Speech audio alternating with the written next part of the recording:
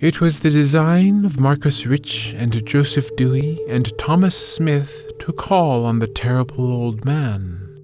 This old man dwells all alone in a very ancient house on Water Street near the sea, and is reputed to be both exceedingly rich and exceedingly feeble, which forms a situation very attractive to men of the profession of Messrs. Rich, Dewey, and Smith, for that profession was nothing less dignified than robbery. The inhabitants of Kingsport say and think many things about the terrible old man. He is, in truth, a very strange person, believed to have been a ship captain in his day, so old that no one can remember when he was young, and so taciturn that few know his real name. Among the gnarled trees in the front yard of his aged and neglected place he maintains a strange collection of large stones, oddly grouped and painted so that they resemble the idols in some obscure Eastern temple. This collection frightens away most of the small boys who love to taunt the terrible old man about his long white hair and beard, or to break the small paned windows of his dwelling with wicked missiles.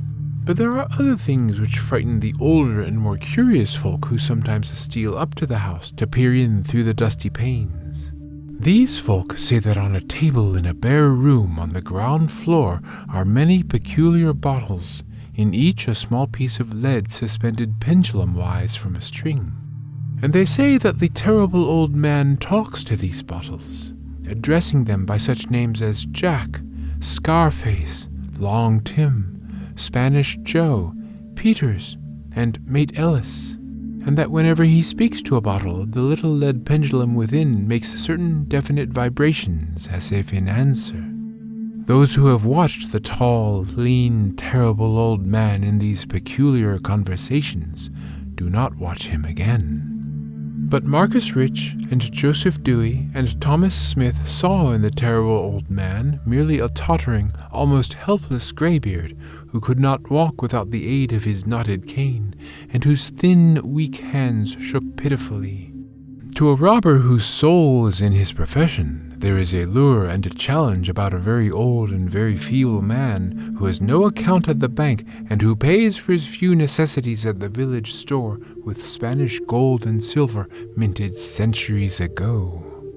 Messrs. Rich, Dewey, and Smith selected the night of April 11th for their call. Mr. Rich and Mr. Smith were to interview the poor old gentleman, whilst Mr. Dewey waited for them and their presumable metallic burden with a covered motor car in Ship Street. Messrs. Rich and Smith met in Water Street by the old man's front gate, and although they did not like the way the moon shone down upon the painted stones through the budding branches of the gnarled trees, they had more important things to think about. They donned masks and knocked politely at the weather-stained oaken door. Waiting seemed very long to Mr. Dewey as he fidgeted restlessly in the covered motor car by the terrible old man's back gate in Ship Street. He was more than ordinarily tender-hearted, and he did not like the hideous screams he had heard in the ancient house just after the hour appointed for the deed. Had he not told his colleagues to be as gentle as possible with the pathetic old sea captain? Then he sensed a soft tread or tapping on the walk inside the gate, heard a gentle fumbling at the rusty latch, and saw the narrow, heavy door swing inward. And in the pallid glow of the single dim street lamp, he strained his eyes to see what his colleagues had brought out of that sinister house. But when he looked, he did not see what he expected, for his colleagues were not there at all, but only the terrible old man leaning quietly on his knotted cane and smiling hideously.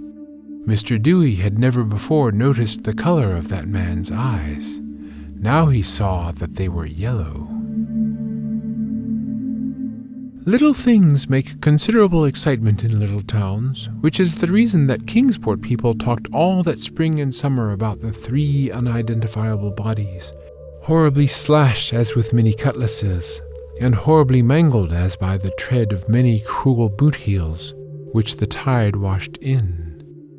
And some people even spoke of things as trivial as the deserted motor car found in Ship Street, or certain especially inhuman cries, probably of a stray animal, heard in the night by wakeful citizens. But in this idle village gossip, the terrible old man took no interest at all.